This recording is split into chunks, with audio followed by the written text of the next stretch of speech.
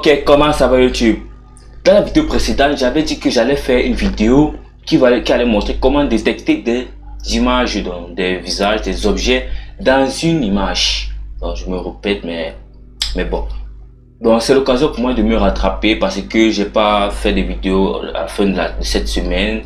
Et bon, parce que j'ai décidé de transformer cette vidéo là en série de vidéos parce que j'ai vu que c'était quelque chose de très intéressant, de très enrichissant même, parce que vous pouvez faire plusieurs choses avec, notamment Snapchat, un truc comme Snapchat, un truc qui va ressembler à Snapchat. Vous pouvez faire des filtres, vous pouvez faire de la reconnaissance faciale, de l'identification faciale, de la reconnaissance du véhicule, et aussi peut-être vous pouvez faire des trucs où vous voyez des films d'action avec des reconnaissances de ouf, et aussi vous pouvez faire des self-driving cars, des voitures autonomes.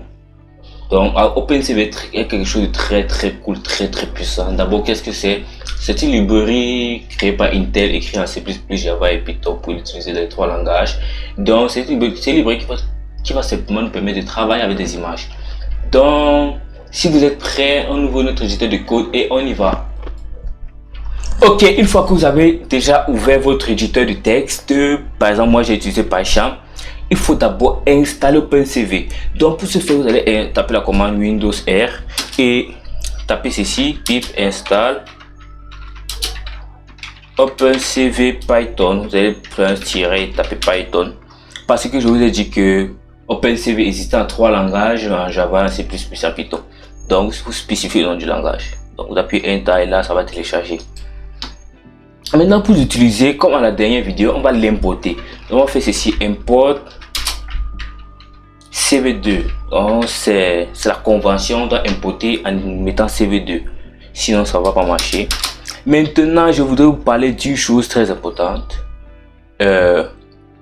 OpenCV met à notre disposition des outils très puissants, notamment les classificateurs en cascade. Par exemple ici nous avons le RAR cascade pour détecter les yeux. Donc ici c'est pour détecter les yeux, c'est un fichier XML.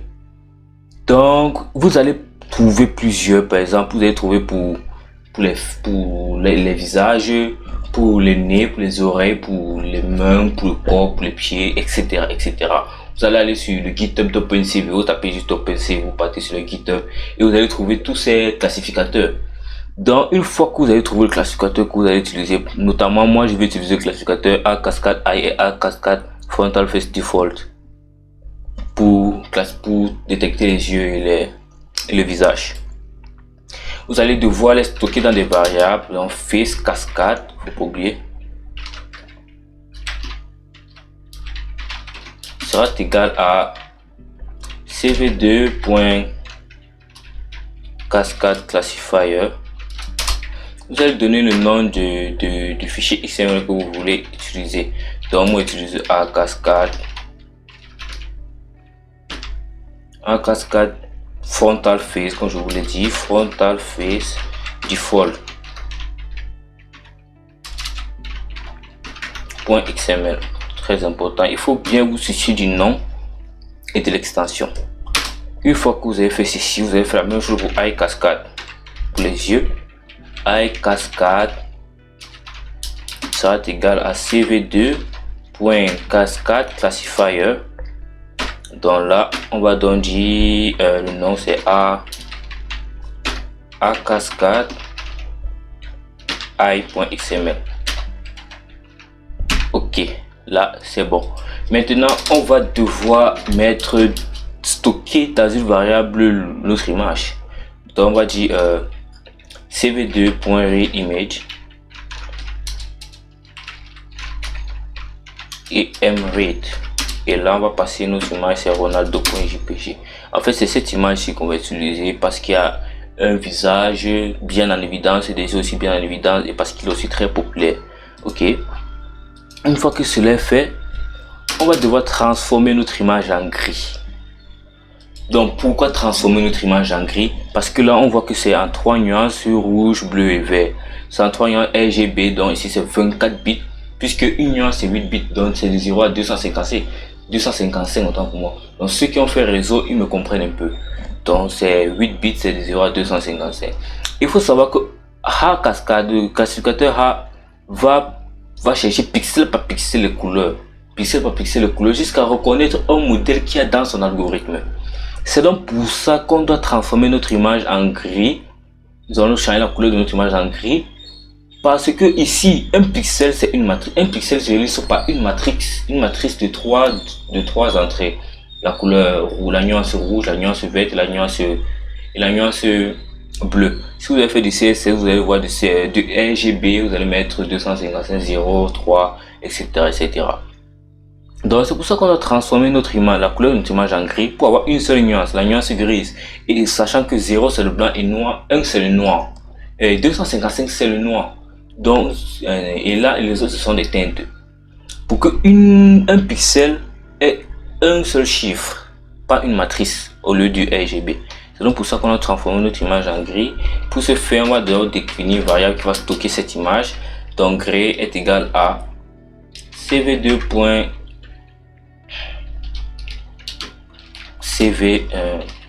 convert color et on va donner l'image img et la couleur cv2.color bg tout gris. Ouais, c'est un peu un jeu de mots, bg tout gris.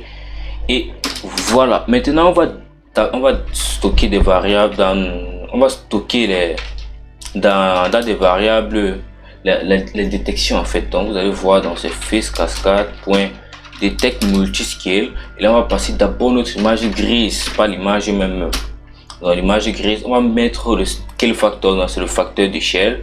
On va le mettre à 1,05, c'est-à-dire qu'on veut qu'il réduise nos pixels de 5%.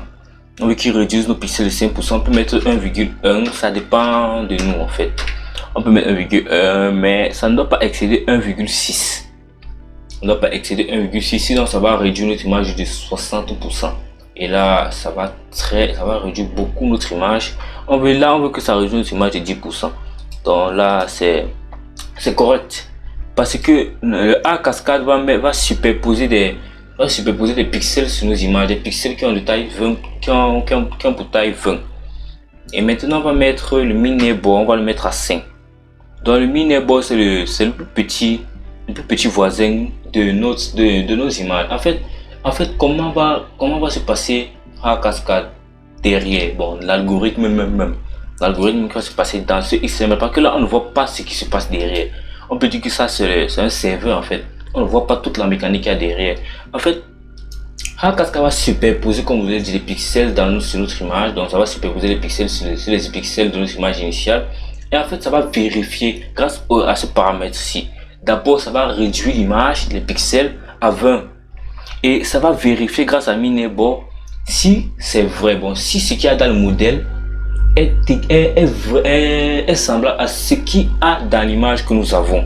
Si c'est vrai, on va stocker dans ce face là. On va le stocker dans ce face. Si c'est faux, on va continuer le loop, on va continuer la boucle, etc. etc. C'est ça qu'on met detect multiscale. En fait, c'est une boucle. Et ça va stocker ici là un tableau de valeurs vraies qui va donc dire que oui, après notre étude, on a donc détecté ce visage-ci. On va faire de même pour les yeux. On va dire i est égal à i cascade.detect multiscale. La même chose, on va reprendre ceci et on va paster là. Voilà, c'est bon. Maintenant, ce qu'on va faire, c'est qu'on va louper à travers notre tableau. Bon, on va faire une boucle à travers notre tableau pour pouvoir récupérer toutes les occurrences que nous avons dans le face. Parce que vous avez dit face, ça va nous retourner un tableau. Bon, je vous l'affiche. Donc, ça va nous retourner, je mets print face, vous verrez que ça nous retourne un tableau. On attend un peu, vous verrez là, ça nous retourne un tableau de 4 éléments. Nous avons la position en X, la position en Y, la largeur et la hauteur. Parce que c'est des pixels, c'est un carré, ça nous donne la même largeur, la même hauteur. Ok, maintenant on va mettre pour I, vous verrez aussi, c'est pas la même chose.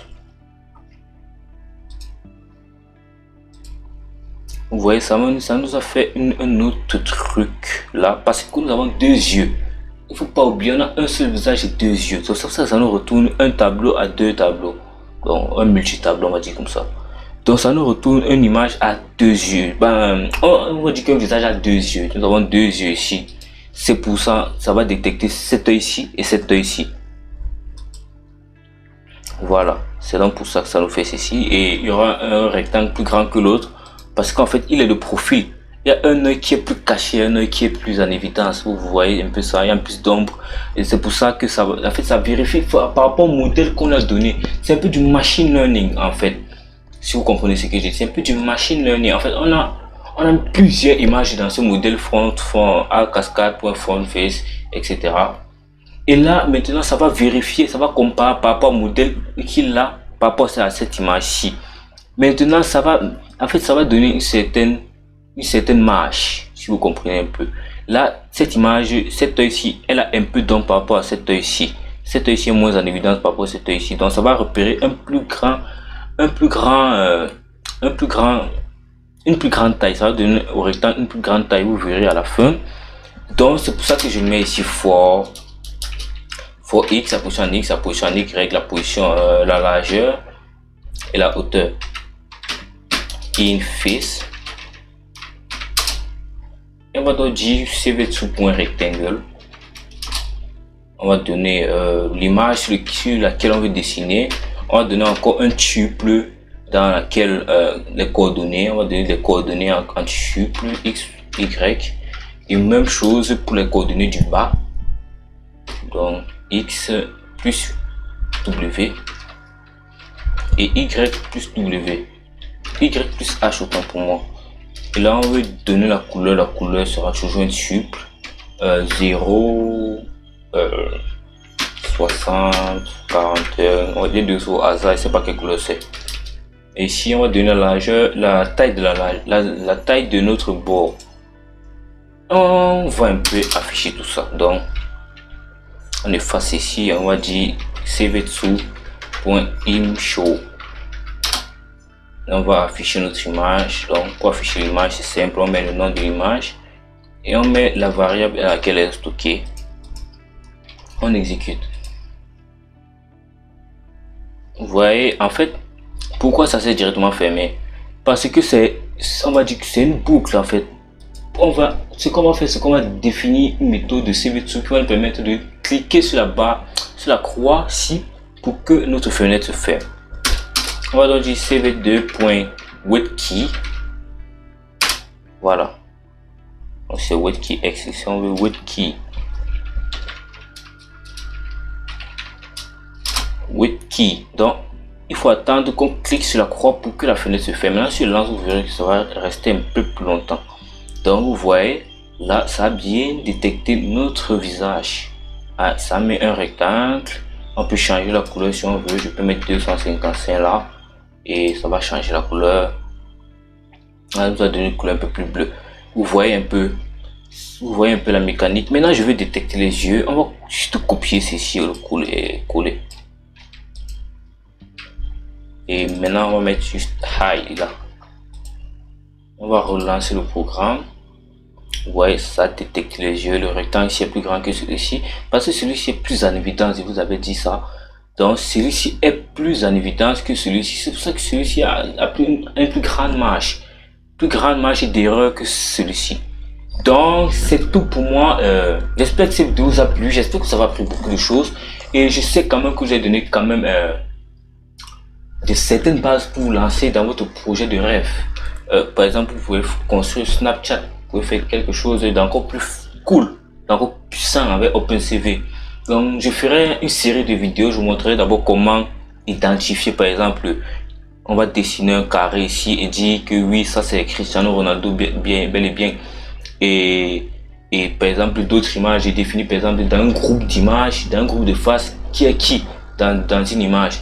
Et aussi faire aussi des filtres pour montrer un peu comment Snapchat fonctionne et placer aussi quelques trucs. Donc c'est très puissant. J'essaierai au moins d'être plus régulier parce que ces trucs-ci sont difficiles à mettre en place. Ça demande beaucoup de préparation pour tout expliquer parce que ça n'a pas été facile de comprendre tout ceci. Ça n'a pas été facile. Je sais que mon explication est un peu approximative. Donc j'espère vraiment que je vous ai aidé. Si ce n'est pas le cas, vous pouvez aller à la documentation de OpenCV et vous trouver toutes les ressources. Et ok, à une nouvelle vidéo.